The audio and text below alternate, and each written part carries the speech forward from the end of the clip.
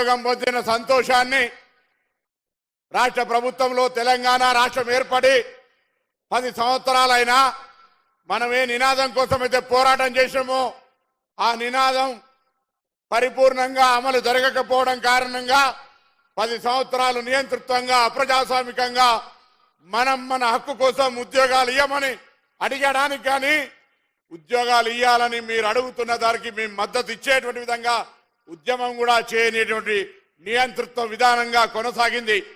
కానీ ఈరోజు తెలంగాణలో ప్రజాపాలన డిసెంబర్ 7 నాడు ప్రభుత్వం ఇక్కడ ఏర్పాటు ప్రమాణ స్వీకారం చేస్తుంటే అక్కడ ప్రగతి భవన్ కంచెలు దిగి ఈరోజు ప్రజాపాలన కింద ప్రజల పాలన కొనసాగి 90 రోజులుగా ఈ ప్రజల సంక్షేమ కార్యక్రమాలు అనేకం తీసుకొని పోతా ఉన్నాం.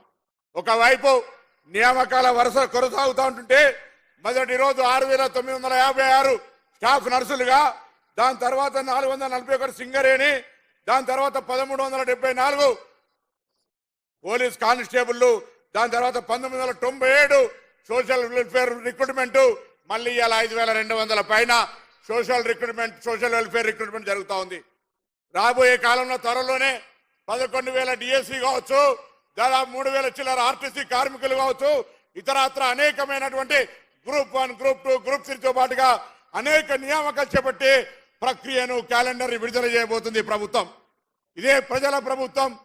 మనం ఏ ఆకాంక్షల కొరకు తెలంగాణ సాధించుకున్నామో ఆ ఆకాంక్షలు నెరవేర్చే విధంగా మీ ప్రభుత్వం ముందుకు పోతున్నటువంటి మాట సందర్భంగా మీ అందరూ కూడా జ్ఞాపకం చేస్తా ఉన్నా. ఈరోజు ముఖ్యంగా నేను ఒక విద్యార్థి నాయకుడిగా విద్యార్థుల యొక్క భవిష్యత్తును తీర్చిదిద్దాల్సినటువంటి అధ్యాపక వర్గం ఇక్కడ నుంచి ఈరోజు నియామక పత్రాలు తీసుకొని పోతా ఉన్నారు పాఠశాలలకు. మిమ్మల్ని అందరూ విజ్ఞప్తి చేస్తా ఉన్నా, రేపు పొద్దున మీరు పనిచేసే గురుకులం నుండి ఈ దేశ నిర్మాణానికి సహకరించే విధంగా అక్కడ ఉన్నటువంటి పిల్లల్ని తయారు చేసే బాధ్యత మీది అనే మాట సందర్భంగా నేను మనవి చేస్తా ఉన్నా. వాళ్ళందరూ ఈరోజు రాష్ట్రానికో దేశానికో ఉపయోగపడే విధంగా తయారు చేసే బాధ్యత ఆచార్య దేవో భవ, మాతృదేవో భవ, పితృదేవో భవ అని మీకు ఇచ్చేటువంటి గౌరవాన్ని కాపాడుకోమని సందర్భంగా ప్రభుత్వం పక్షాన విజ్ఞప్తి చేస్తా ఉన్నాం. ప్రభుత్వం కూడా పిల్లలకు సంబంధించి గురుకులాలు, మెస్ ఛార్జీలు కావచ్చు, ఇతరత్ర సౌకర్యాల కొరకు గత ప్రభుత్వం బిల్లులు 2 సంవత్సరాలు పెండింగ్ వచ్చినటువంటి పరిస్థితుల్లో గౌరవ ముఖ్యమంత్రి గారు, ఆర్థిక శాఖ మంత్రి గారు అటువంటి బిల్లులు పేమెంట్ చేయాలని చీఫ్ సెక్రటరీ గారికి సూచన చేసి రాబోయే కాలంలో గ్రీన్ ఛానల్ ద్వారా పేమెంట్స్ అని చేపించడానికి అంకురార్పణ చేయబోతున్నారనే మాట కూడా ఈ సందర్భంగా మనం చేస్తున్నాం.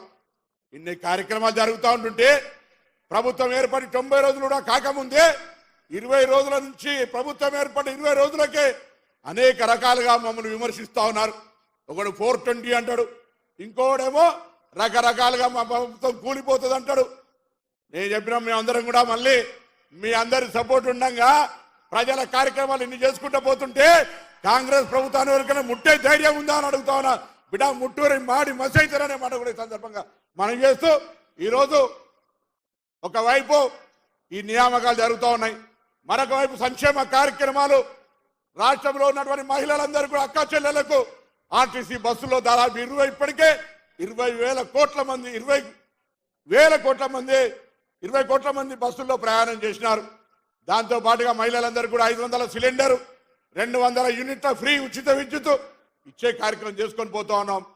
ఇందిరమ్మ ఇండ్ల కార్యక్రమం కావచ్చు, ఇతర కార్యక్రమం కూడా చేస్తా ఉన్నాం.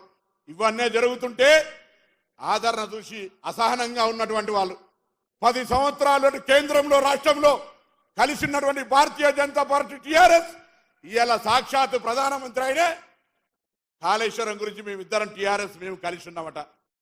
కేంద్రంలో ఏ బిల్లు పెడితే ఆ బిల్లు సహకరించినటువంటి టీఆర్ఎస్ పార్టీ, ఈ దేశంలో అత్యంత అవినీతి పార్టీ టీఆర్ఎస్ అని చెప్పిన భారతీయ జనతా పార్టీ ఎటువంటి చర్యలు తీసుకోకుండా ఉన్నటువంటి వాళ్ళు ఇలా మళ్ళీ ఈ తెలంగాణ పర్యటనలో కాంగ్రెస్ పార్టీని దూషించే ప్రయత్నం చేస్తా ఉన్నాడు. ఆలోచన చేయండి.